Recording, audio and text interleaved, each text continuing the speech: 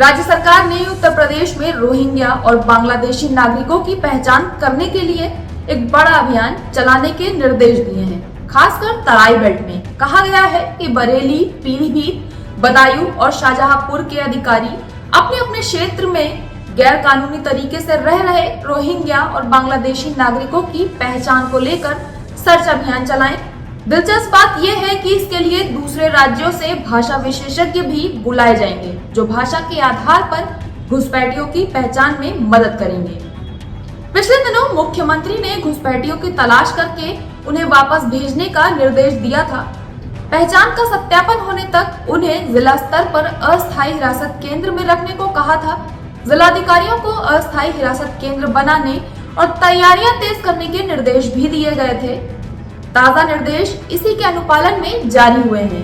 विशेषकर संवेदनशीलता की नजर से फिलहाल बरेली मंडल के सभी डीएम और बरेली के कमिश्नर को सख्त निर्देश जारी किए गए हैं। इस संबंध में बरेली के मंडलायुक्त भूपेश एस चौधरी ने मंडल के जिलाधिकारियों को अस्थायी हिरासत केंद्र बनाने का निर्देश भी दे दिया है, जहां पहचाने गए गैर कानूनी अप्रवासियों को तब तक रखा जाएगा जब तक उनका सत्यापन और जांच का काम पूरा नहीं हो जाता। प्रक्रिया के मुताबिक बाद में उन्हें उनके देश वापस भेज दिया जाएगा। खुफिया तंत्र को कई बांग्लादेशी नागरिकों पर शक है कि वे असम या पश्चिम बंगाल के निवासी बनकर ईंट भट्टों, फैक्ट्रियों और दूसरे जगहों पर काम कर रहे हैं। उनके पास भारतीय दस्तावेज भी मौजूद हैं। उनकी भाषा और हाव भाव से ये शक पैदा हुआ है। इनकी पहचान में मदद के लिए जरूरत पड़ने पर त्रिपुरा से भाषा विशेषज्ञों को बुलाया जाएगा। स्थानीय बांग्ला बोलने वाले निवासी भी पहचान और सत्यापन प्रक्रिया में मदद करेंगे। इस बीच बरेली जिले के अधिकारियों और पुलिस ने जांच शुरू कर दी है। वरिष्ठ पुलिस अधीक्षक अनुराग आर्या ने कहा कि अगर किसी के पास नकली आधार कार्ड, वोटर पहचान पत्र या दूसरे नकली कागजात मिले तो उसके खिलाफ आपराधिक कार्रवाई की जाएगी। इससे पहले भी बरेली पुलिस ने जून में 2 महीने लंबे अभियान में झुग्गी झोपड़ियों और खाना बदोश बस्तियों में रहने वाले कई संदिग्ध लोगों की पहचान की थी।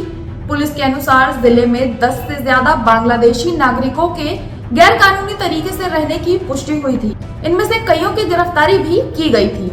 इसके साथ ही यूपी सरकार ने स्पष्ट निर्देश जारी कर दिए हैं कि आधार कार्ड को अब जन्म तिथि प्रमाण के रूप में स्वीकार करने की गलती न करें। नियोजन विभाग ने इस संबंध में राज्य के सभी विभागों के प्रमुख सचिवों और अपर प्रमुख सचिवों को आदेश जारी कर दिए हैं। यह आदेश भारतीय विशिष्ट पहचान प्राधिकरण यानी कि UIDAI की ओर से 31 अक्टूबर को जारी किए गए उस पत्र के आधार पर उठाया गया है, जिसमें कहा गया था कि आधार में दर्ज जन्म तिथि अनुमानित होती है और इसे प्रमाणित दस्तावेज के रूप में मान्य नहीं किया जा सकता।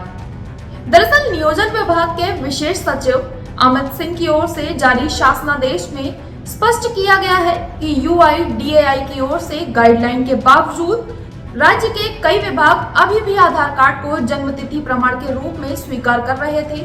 शासन ने साफ निर्देश दिए हैं कि किसी भी सरकारी प्रक्रिया में नियुक्ति, प्रमोशन, सेवा रजिस्टर संशोधन या अन्य संवेदनशील दस्तावेजों में आधार को जन्म तिथि का प्रमाण न माना जाए।